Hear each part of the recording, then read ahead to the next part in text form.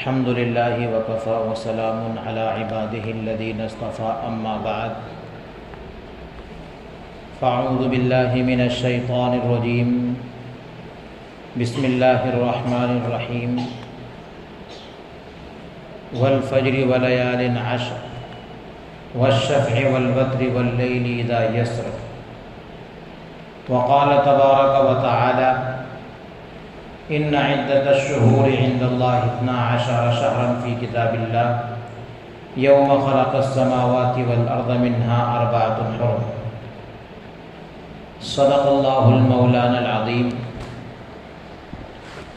سبحانک لا علم لنا الا ما علمتنا انک انت العزیز الحکیم۔ محترم بزرگوں، قابل قدر دوستوں اور ساتھیوں،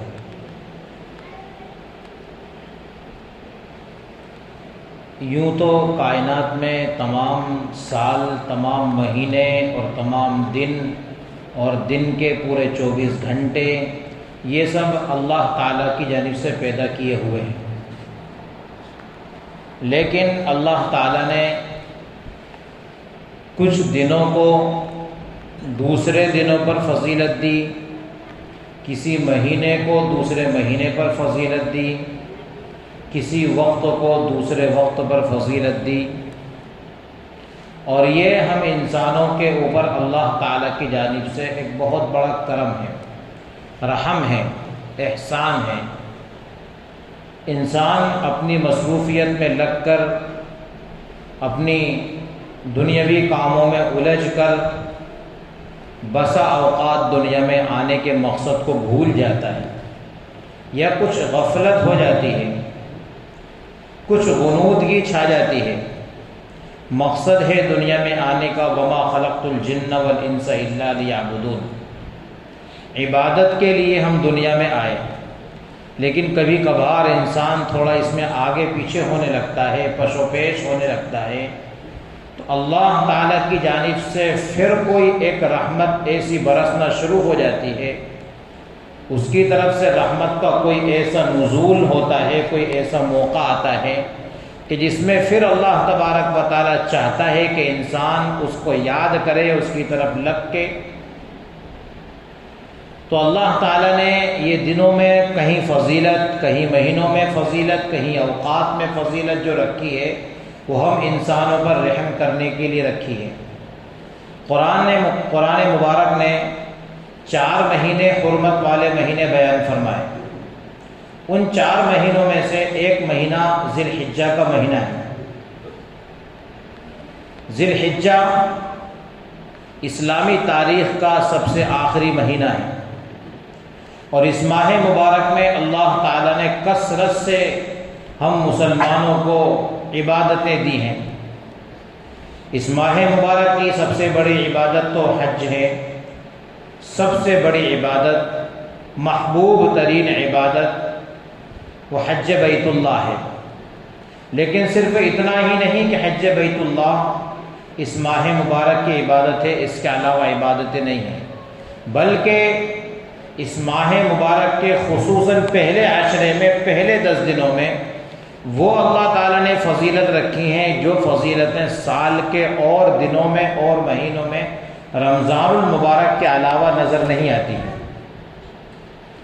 رمضان کے بعد، بلکہ بعض علماء نے تو یہاں تک کہہ دیا کہ جزوی طور پر رمضان سے بھی زیادہ فضیلتیں ان 10 دنوں میں اللہ تبارک و تعالیٰ نے رکھی ہیں، کیونکہ رمضان کے مہینے میں شب قدر ایک ہے، لیکن ان 10 دنوں میں ہر رات کی عبادت شب قدر کے برابر ہے۔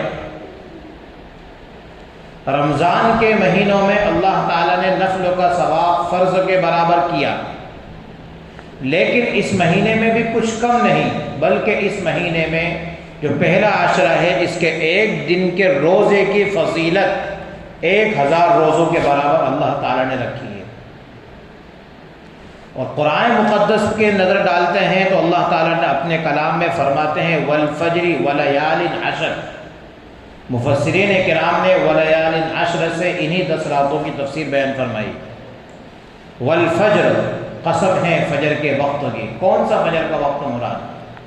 اللہ تعالیٰ یوں کسی زمان کی بہت کم قسم کھاتا ہے، رمضان کی کہیں قسم نہیں، تعارف ضرور ہے، شہر رمضان الذی انزل فیہ القرآن، رمضان کی قسم نہیں ہے۔ لیلۃ القدر کا تعارف ضرور ہے، انا انزلناہ فی لیلۃ القدر، تعارف نہیں ہے، تعارف ہے اس کے تعلق سے، قسم نہیں ہے۔ لیکن یہ 10 دن ایسے ہیں جن 10 دنوں کی اللہ تعالیٰ نے اپنے قرآن میں قسم کھائی ہے۔ اور یاد رہے کہ اللہ تعالیٰ اپنے کلام میں اگر کسی دن کی یا کسی وقت کی قسم کھائے تو وہ اس کے عظمت کی طرف اشارہ ہے۔ اللہ تعالیٰ جب کسی چیز کی قسم کھاتا ہے تو اس کے عظیم ہونے کو اور اس کے برتر ہونے کو بتلانا چاہتا ہے۔ تو یہاں اللہ تعالیٰ نے ان دنوں کی قسم کھائی ہے، والفجر، والفجر سے مراد ہے 10ویں ذی الحجہ کی صبح کا وقت۔ نویں ذی الحجہ حاجی عرفات کے میدان میں گزار دیتا ہے، اس کے بعد کی رات میدان مزدلفہ میں اللہ کے سامنے گڑ گڑا کر کے گزار دیتا ہے، کھلے آسمان کے نیچے پتھریلی زمین پر آرام کر کے گزار دیتا ہے۔ پھر اس کے بعد کا جو دن ہے، یہ دن انسان کے لیے، حاجی کے لیے بہت قیمتی دن ہے۔ تو اس دن کی صبح کا جو وقت ہے، اس وقت کی اللہ تعالیٰ قسم کھا رہا ہے، والفجر، 10ویں ذی الحجہ کے صبح کے وقت کی قسم، ولیال عشر، اور ان 10 راتوں کی قسم۔ کون سی 10 راتیں؟ ذی الحجہ کا چاند نظر آنے سے لے کر تو قربانی تک کی راتیں، ان 10 راتوں کی قسم۔ یہ 10 دن اتنے فضیلت والے ہیں، اتنے فضیلت والے ہیں کہ باقاعدہ ہمارے علماء نے ان دنوں کی فضیلت میں کتابیں ترتیب دی ہیں۔ ہمارے مدھیہ پردیش کے ایک بڑے عالم حضرت مولانا سید ذوالفقار صاحب رحمۃ اللہ علیہ، ان کی کتاب ہے نیکیوں کا موسم۔ تو ان دنوں کو حضرت نے ثابت کیا ہے کہ یہ نیکیوں کا موسم چل رہا ہے، جو آنے والا ہے ابھی 4 دن کے بعد۔ چونکہ ہمارے سامنے یہ مہینہ ابھی 3-4 دن کے بعد شروع ہونے والا ہے، تو کیا اس مہینے کی فضیلت ہے، کیا اس کے فضائل ہیں، کون سے اس میں اعمال ہیں، مختصر سے وقتوں میں کچھ ان اعمال پر ہم روشنی ڈالیں۔ اس ماہ مبارک میں اللہ تعالیٰ نے ایک بڑی عبادت تو حج کی دی، لیکن ہر شخص تو اس کے لیے قادر نہیں ہے، ہر آدمی جا نہیں سکتا۔ پوری بستی میں سے چند گنے چنے لوگ ہر سال جایا کرتے ہیں، ہر سال سب نہیں جاتے ہیں۔ یوں انسان اکثر و بیشتر پہنچ ہی جاتے ہیں، لیکن ہر سال سب نہیں جاتے ہیں۔ تو جن کو اللہ تبارک و تعالیٰ مقدر کرے وہ تو پہنچ جاتے ہیں، اور پہنچ گئے۔ اللہ تعالیٰ ہم سب کے مقدر میں بار بار بیت اللہ کا سفر نصیب فرمائے۔ لیکن جو لوگ یہاں رہ جاتے ہیں، ان کو بھی اللہ تبارک و تعالیٰ نے بہت سارے اعمال میں ان حجاج کرام کی مشابہت اختیار کرنے کو کہا ہے۔ نبی کریم صلی اللہ علیہ وسلم نے ارشاد فرمایا، جو آدمی قربانی کرنے کا ارادہ رکھتا ہو تو وہ ذی الحجہ کا چاند نظر آنے کے بعد سے اپنے جسم کے کسی بھی حصے کے بال نہ کاٹے، اپنے ناخن نہ کاٹے۔ بظاہر کچھ حکمت سمجھ میں نہیں آتی ہے، لیکن علماء نے اس میں نقطہ بیان کیا ہے کہ رب چاہتا ہے میرے وہ محبوب بندے جو میرے گھر کے ارد گرد لبیک اللہم لبیک کہہ کر گردش کر رہے ہیں، چکر لگا رہے ہیں، دیوانہ وار گھوم رہے ہیں، وہ بھی اپنے ناخن نہیں کاٹ رہے ہیں، وہ بھی اپنے بال نہیں کاٹ رہے ہیں احرام میں داخل ہونے کی وجہ سے، تو کچھ نہ کچھ میرے وہ بندے جو ابھی میرے گھر تک نہیں پہنچ پائے، کچھ تم بھی مشابہت اختیار کر لو۔ جو رحمت ان پر انڈل رہی ہوگی، کچھ چھینٹیں تم پر بھی پڑیں گے۔ جو رحمت ان پر برس رہی ہوگی، کچھ ٹھنڈی فوار اس کی تم کو بھی میسر ہو جائے گی۔ تو یہ حکمت ہے اس ماہ مبارک کا چاند نظر آنے کے بعد سے ہی انسان کو جو قربانی کرنے کا ارادہ رکھتا ہو، نبی علیہ الصلوۃ والسلام نے بیان فرمایا کہ اس کو اپنے ناخن اور اپنے جسم کے زائد بال، جو اپنے جسم پر مختلف مقامات پر انسان کے جسم پر بال ہیں، وہ بال نہ اکھاڑے، نہ ان بالوں کو تراشے۔ ایک حکم اس ماہ مبارک سے یہ متعلق ہے۔ دوسرا حکم اس ماہ مبارک میں اللہ تبارک و تعالیٰ نے روزے رکھے ہیں، اور ان کی فضیلت نبی کریم صلی اللہ علیہ وسلم نے اس قدر بیان فرمائی کہ حضرت ابو ہریرہ رضی اللہ تعالیٰ عنہ کی روایت میں آتا ہے، آپ علیہ الصلوۃ والسلام نے ارشاد فرمایا، جو شخص ذی الحجہ کے 10 کے یعنی پہلے 9 دن کے روزے رکھے گا، اس کا ہر دن کا روزہ 1000 روزوں کے برابر ثواب رکھتا ہے۔ اتنی فضیلت، ایک روزہ رکھے انسان 1000 روزے کا ثواب حاصل کرے۔ تو اس ماہ مبارک میں اللہ تعالیٰ نے اعمال کی قیمت بڑھا دی۔ تو دوسرا عمل اس ماہ مبارک میں ہمارے لیے اس ماہ مبارک کے پہلے عشرے کے روزے۔ تیسرا عمل اس ماہ مبارک کے پہلے عشرے کی راتوں کی عبادت، خصوصاً صلاۃ تہجد۔ ہو سکے تو انسان تہجد کے وقتوں میں اٹھے، جس قدر ہو سکے اتنی پڑھے، ورنہ سنت طریقہ تو یہ ہے کہ نبی کریم صلی اللہ علیہ وسلم 8 رکعت تہجد کے نماز ادا کرتے تھے۔ تو انسان صبح کے وقتوں میں اٹھ کر 8 رکعت نماز ادا کرے، یہ صلاۃ تہجد ہے۔ لیکن اگر اٹھنے کی طاقت نہ ہو، غفلت ہو، یا کسی بنا پر سستی یا تھکان کے اندیشے ہوں، تو ایسی صورت میں عشاء کی نماز کے بعد چند نوافل اگر کوئی تہجد کی نیت سے پڑھ لے تو پھر بھی وہ شخص ثواب سے محروم نہیں رہے گا، وہ شخص بھی اس ثواب کو پانے والا ہوگا۔ ان راتوں کی عبادت کی فضیلت کیا ہے؟ ہر رات میں عبادت کی فضیلت لیلۃ القدر میں عبادت کے برابر ہے۔ ہر رات کی عبادت لیلۃ القدر میں عبادت کے برابر ہے۔ یہ تیسری چیز اللہ تبارک و تعالی نے ہم کو عنایت کی۔ چوتھی چیز ہے ایام تشریق، 9 ذی الحجہ کی فجر سے لے کر 13 ذی الحجہ کی عصر تک۔ اس میں ہر نماز کے بعد ہم تکبیر کہتے ہیں، اللہ اکبر لا الہ الا اللہ واللہ اکبر، اللہ اکبر وللہ الحمد۔ اور اگر اس کلام کی معنویت تک ہم پہنچ جائیں تو کچھ اور ہی لطف آئے گا۔ یہ کلام کیا ہے؟ یہ 3 عاشقوں کا، 3 مجنونوں کا کلام ہے۔ 3 عاشقوں کا کلام ہے۔ جب اللہ تبارک و تعالیٰ کی خوابی حکم کے مطابق، خواب میں ابراہیم علیہ السلام کو اللہ تعالیٰ نے تعلیم دی، حکم دیا، اپنے محبوب ترین چیز اپنے بیٹے کو میری راہ میں قربان کرو۔ حضرت ابراہیم علیہ السلام اپنے لخت جگر حضرت اسماعیل علیہ السلام کو میدان مینا کی طرف لے گئے اور زمین پر لیٹا دیا۔ جب لیٹا کر کے گلے پر چھری چلانا چاہا تو اس وقت بآواز بلند حضرت ابراہیم علیہ السلام نے کہا، اللہ اکبر اللہ اکبر۔ یہ کلمات ابراہیم علیہ السلام کے ہیں، اللہ اکبر اللہ اکبر۔ ادھر فرشتہ جبرائیل کو رب ذوالجلال نے حکم دیا، میرے محبوب کے محبوب، جو میرا بھی محبوب ہے، اسماعیل ذبیح اللہ، جس کی نسل میں کائنات کے سردار محمد عربی صلی اللہ علیہ وسلم پیدا ہونے والے ہیں، ان کے ایک بال کو بھی تکلیف نہ ہو جائے، چھری چل نہ جائے، اس سے پہلے زمین پر تشریف لے جاؤ اور یہ جنتی دمبا لے کر جاؤ، اس کو فوراً پہنچاؤ۔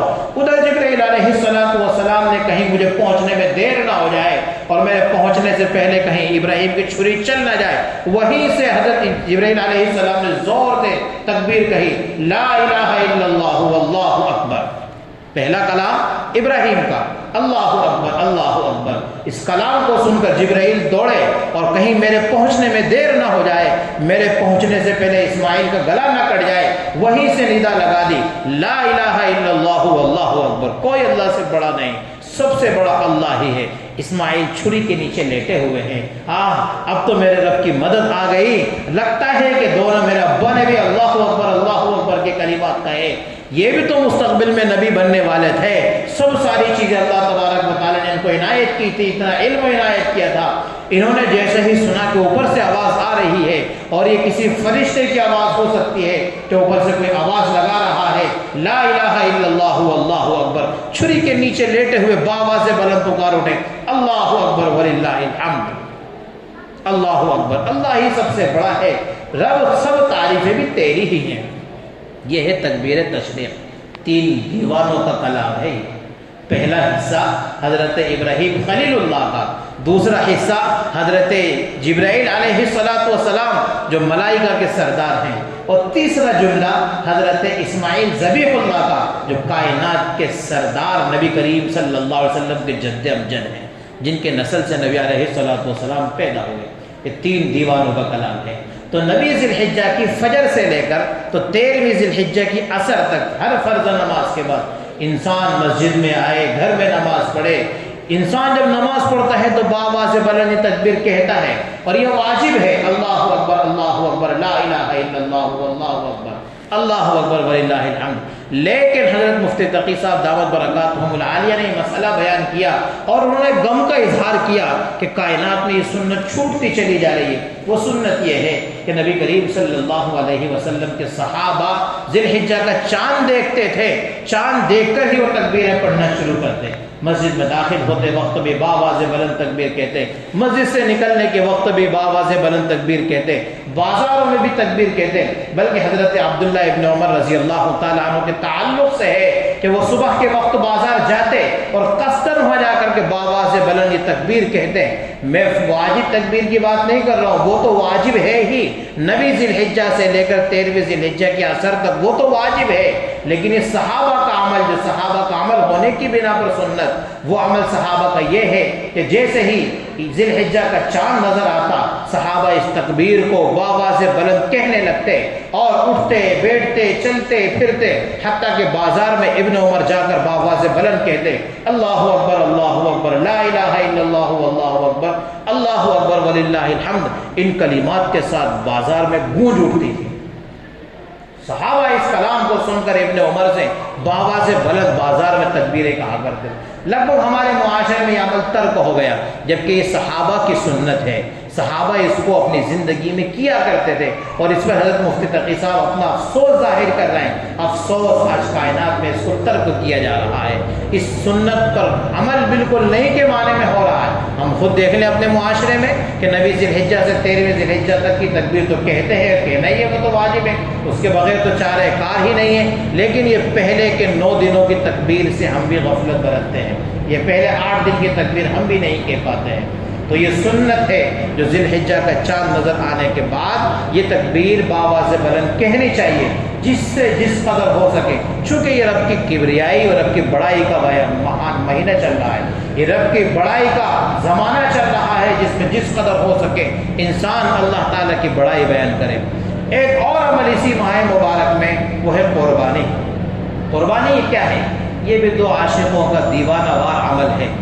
حضرت ابراہیم خلیل اللہ کے دوست ہیں ابراہیم، حضرت ابراہیم خلیل اللہ نے رب کے حکم کے مطابق اپنے بیٹے کی گردن پر چھری چلائی، رب کے حکم کے مطابق اپنے بیٹے کو ذبح کرنے کی کوشش کی، اور رب ذوالجلال نے فوراً کہہ دیا وَنَادَيْنَاهُ يَا إِبْرَاهِيمُ قَدْ صَدَّقْتَ الرُّؤْيَا إِنَّا كَذَلِكَ نَجْزِي الْمُحْسِنِينَ إِنَّ هَذَا لَهُوَ الْبَلَاءُ الْمُبِينُ وَفَدَيْنَاهُ بِذِبْحٍ عَظِيمٍ۔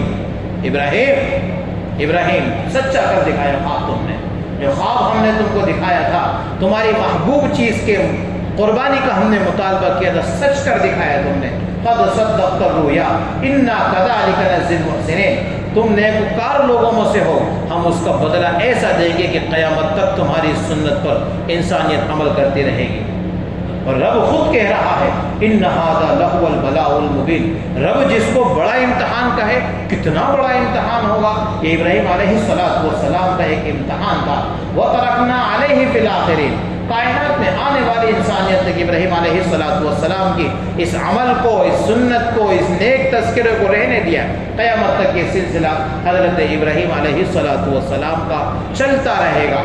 تو ایک عمل اس ماہ مبارک میں قربانی، چونکہ اس ماہ مبارک میں اللہ تبارک و تعالیٰ نے ہمارے اعمال کی قدر و قیمت بڑھا دی ہے، اس لیے ہمارے علماء کہتے ہیں کہ جس قدر ہو سکے انسان سے اس ماہ مبارک میں خیر کی جانب لپکنا چاہیے، خیر کی جانب سبقت کرنا چاہیے، کسی تنگدست کی معاونت، کسی تنگدست کی مدد کر دینا، مجبور و لاچار کی مصیبت کے وقت میں اس کا معاون بن جانا، اور اپنی عبادات میں اضافہ کر لینا، حقوق العباد کی ادائیگی کا پورا اہتمام کرنا، اللہ کے سامنے سر بسجود ہو جانا، یہ اس ماہ مبارک کے خاص اعمال ہیں، کیونکہ اس ماہ مبارک میں بندوں کے عبادتوں کی اللہ تعالی نے قدر قیمت بڑھا دی، قدر بڑھ گئی ہمارے عمل کی۔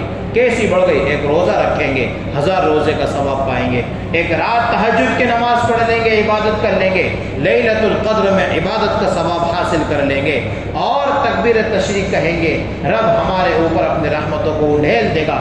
ویسے بھی اس وقت ہم انسانوں کو اللہ تعالیٰ کی طرف متوجہ ہونے کی خاص ضرورت ہے، حالات زمانہ روز کروٹ لے رہے ہیں، پتہ نہیں اونٹ کس کروٹ بیٹھ جائے، کچھ نہیں کہہ سکتے کس دن کیا حالات آ جائیں، اور یہ سب رب کی جانب سے انسانوں کی آزمائش ہوتی ہے، خود انسانوں کے اپنے برے کرتوتوں کی وجہ سے۔ ظہر الفساد فی البر والبحر بما کسبت ایدی الناس لیذیقہم بعض الذی عملوا لعلہم یرجعون۔ میرا رب قرآن مقدس میں کہتا ہے انسانوں کو جو کچھ بھی تکلیف پہنچتی ہے یہ اس کے اپنے گناہوں کی وجہ سے ہی پہنچتی ہے۔ کیوں پہنچتی ہے؟ لیذیقہم بعض الذی عملوا، کیوں رب تھوڑی بہت ہم کو مصیبت تکلیف میں ڈالتا ہے؟ اس لیے ڈالتا ہے لعلہم یرجعون، جس رب کو بھول کر ہم چلے جا رہے ہیں اسی کی طرف واپس لوٹ کر کے آ جائے۔ یا ایھا الانسان ما غرک بربک الکریم، کیا پیارے انداز سے قرآن کہہ رہا ہے، یا ایھا الانسان ما غرک بربک الکریم، اے انسان، ایسے معزز ایسے کریم پروردگار سے کون سی چیز نے دھوکے میں ڈال دیا ہے؟ کریم پروردگار سے دھوکے میں ڈال کون سی چیز رہی ہے؟ تو انسان غفلت میں جب پڑ جاتا ہے تو رب کی طرف سے کبھی کبھی چھوٹی موٹی آزمائش، کبھی تکلیف ہوتی ہے۔ وما اصابکم من مصیبت فبما کسبت ایدیکم ویعفو عن کثیر۔ اکثر غلطیاں تو رب کہہ رہا ہے کہ ایسی ہیں کہ میں معاف کر دیتا ہوں، پکڑ سب پہ نہیں کرتا ہوں۔ اکثر غلطیاں خود رب کہہ رہا ہے کہ معاف کر دیتا ہوں، تھوڑی بہت کوئی سی تمہاری چوک ایسی ہوتی ہے کہ جس کی بنا پر پکڑ کر لیتا ہوں۔ تو یہ موقع غنیمت جانے، یہ رب ہم کو ایسے مواقع اسی لیے دیتا ہے کہ روٹے ہوئے پروردگار کو منا لیں۔ ہم نے اپنے پروردگار کو ناراض کر دیا گناہ کر کے، انسان نے اپنے رب سے منہ پھیر لیا۔ رب کہتا ہے کہ میں اور تم کو آفر پہ آفر دوں گا۔ یہ ماہ ذی الحجہ، رمضان کا مہینہ ختم ہوا، شوال کا مہینہ جیسے ہی آغاز ہوا، حج کی تیاری کا سلسلہ شروع، جیسے ہی ذی الحجہ کا مہینہ آیا بڑا آفر رب نے ہمارے سامنے رکھ دیا۔ آؤ میرے سامنے اپنی عبادتوں کو لے کر، آؤ میرے سامنے اپنی قربانیوں کو لے کر، ایک قربانی پیش کرو گے ہر بال کے عوض نیکی دوں گا، ایک میرے سامنے ایک روزہ رکھو گے 1000 روزے کا ثواب دے دوں گا۔ آؤ میرے سامنے سر ٹیکو، رات میں بالکل تم کو صلاتے تہجد میں نماز میں اگر تم نے سر میرے سامنے ٹیک دیا، لیلۃ القدر میں عبادت کرنے کا ثواب تم کو دے دوں گا۔ یہ رب کی رحمت برسنے والی ہے۔ 4 دن کے بعد یہ ماہ مبارک شروع ہونے والا ہے، جس کا انسان کو پہلے سے پلان بنانا چاہیے۔ اپنے جسم کی صفائی ماہ ذی الحجہ سے پہلے کر لے، تاکہ ماہ ذی الحجہ میں پھر مسئلہ پوچھنے کی نوبت ہی نہ آئے کہ وہ 40 دن پورے ہو رہے ہیں۔ سنا ہے کہ اگر جسم کے زائد بال صاف نہیں کیے تو 40 دن کے بعد نماز مقروض ہے۔ وہاں تک پہنچتے ہی کیوں؟ پہلے ہی اپنے جسم کی صفائی کریں۔ ماہ وقت آنے سے بعض لوگ اعتکاف میں بیٹھتے اس کے بعد میں یہ سوال پوچھتے ہیں، تعجب ہوتا ہے، اعتکاف میں بیٹھنے کے بعد بھی سوال پوچھتے ہیں کہ مولانا کیا کریں؟ اعتکاف میں بھی ہیں اور جسم کے بال کو جسم کے زائد بال کو صاف کیے ہوئے 40 دن پورے ہو رہے، اب کیا کریں؟ عجیب بات ہے، اتنی مہلت ہی کیوں، اتنا لمبا وقت ہی کیوں؟ تو اس ماہ مبارک کے آنے سے پہلے ہی تیاری کریں، جیسے ہی ماہ مبارک آئے اس کا استقبال کریں۔ استقبال میں ہم اس کے لیے روزوں کی تیاری کریں، روزہ رکھنے کی کوشش کریں، خاص طور سے نبی ذی الحجہ کا روزہ تو ترک ہونا ہی نہیں چاہیے، کیونکہ یہ دن کائنات میں سب دنوں میں سب سے افضل ترین دن ہے۔ اس دن جتنا شیطان ذلیل ہوتا ہے سال بھر اتنا شیطان کبھی ذلیل نہیں ہوتا۔ اس دن میں رب جتنی مغفرت کرتا ہے سال بھر میں اتنی مغفرت نہیں ہوتی ہے۔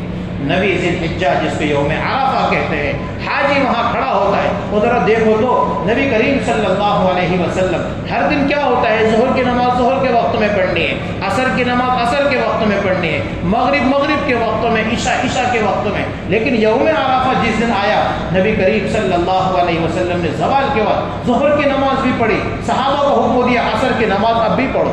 ارے ہر دن تو عصر کے وقتوں میں پڑھتے ہیں، آج کیا ہوا؟ جمع تقدیم کرنی ہے، ظہر کے وقتوں میں عصر کی نماز ابھی پڑھنی ہے، پھر 5-6 گھنٹے کا پورا وقت بچا کر رب کے سامنے گڑ گڑانا ہے۔ پھر کیا کرنا ہے بقیہ وقتوں میں؟ عصر بھی ظہر کے وقت میں پڑھوا دی، اب کیا کرنا ہے؟ اب رب کے سامنے آہوزاری کرنا ہے، دعا کرنی ہے، اتنا رب سے رو لگانا ہے کہ درمیان میں نماز کا خیال بھی نہ آئے، کیونکہ نماز پڑھ چکے ہیں، اب کوئی نماز کا خیال نہیں آئے۔ مغرب کا بھی تمہیں خیال نہیں آنی چاہیے، اس لیے کہ مغرب بھی عشاء کے وقت میں میدان مزدلفہ میں جا کے پڑھنی، وہ بھی وقتوں پر نہیں پڑھنی ہے، اس کو بھی بعد میں پڑھنا ہے۔ ظہر کے ساتھ میں عصر پڑھوا دیا اور مغرب کو کہا کہ عشاء کے ساتھ میں پڑھنا، بیچ میں کیا کرنا ہے؟ رب کے سامنے گڑ گڑانا ہے۔ سب سے مقدس دن نبی ذی الحجہ جس کو یوم عرفہ کہتے ہیں، اس دن کے روزے کا تو ہم لوگوں کو خاص اہتمام کرنا چاہیے۔ آئندہ جمعہ آنے سے پہلے چونکہ ماہ مبارک شروع ہو جاتا، مناسب سمجھا کہ کچھ فضائل کچھ مسائل اس کے تعلق سے سامنے آ جائے، بڑا ہی فضیلت والا مہینہ جس کو عنوان دیا گیا ہے نیکیوں کا موسم. اور جب کمائی کا موسم ہوتا ہے نا تو وقت سے پہلے دکانیں کھلتی ہیں, وقت کے بعد تک دکانیں کھلی رہتی ہیں, اور رات میں بیٹھ کر وہ بکھرے ہوئے کپڑوں کو سمیٹا جاتا ہے. یعنی انسان اپنے کام کو بڑھاتا ہے, مزدور بڑھا لیتا ہے اپنی دکان میں, اپنے وقت کو کھینچ دیتا ہے اور دکان میں زیادہ وقت دینے کی کوشش کرتا ہے. نیکی کا موسم, کمائی کا موسم آیا, ہم اپنے وقت کو مارکیٹ سے کھینچ کر رب کے گھر میں پہنچائیں, اپنے وقت کو ادھر سے بچائیں اور رب کے گھر میں اپنے وقتوں کو لگائیں. قرآن کریم کی تلاوت میں وقت لگائیں, صدقات و خیرات میں اپنے اوقات کو گزاریں, اور رب کے سامنے گڑ گڑانے میں خاص طور سے وقت گزاریں. جو حجاج کرام گئے ہیں وہ تو دعائیں کر ہی رہے ہیں, ان کی سہولیات کے لیے یہاں سے بیٹھ کر ہم بھی دعائیں کریں, چونکہ ان کی دعاؤں میں ہمارا حصہ ہے, اور ان کی دعائیں ایسی عظیم دعائیں ہیں کہ نبی کریم صلی اللہ علیہ وسلم نے جمرات کے بعد, یعنی کنکری جب مارتے ہیں شیطان کو, تو شیطان کو کنکری مارنے کے بعد نبی علیہ الصلوۃ والسلام نے ارشاد فرمایا اللہم اغفر للحاج, رب حاجی کی بھی مغفرت کر دینا, اور حاجی جس کے لیے مغفرت طلب کرے اس کی بھی مغفرت کر دینا. وہ ہماری مغفرت کر رہے ہیں, وہ ہماری مغفرت کے لیے دعائیں کر رہے ہیں, ہم کو ان کی سہولیات کے لیے دعائیں کرنی چاہیے. اللہ تبارک و تعالیٰ کہیں سنی باتوں پر عمل کی توفیق عطا فرمائے. وما توفیقی الا باللہ.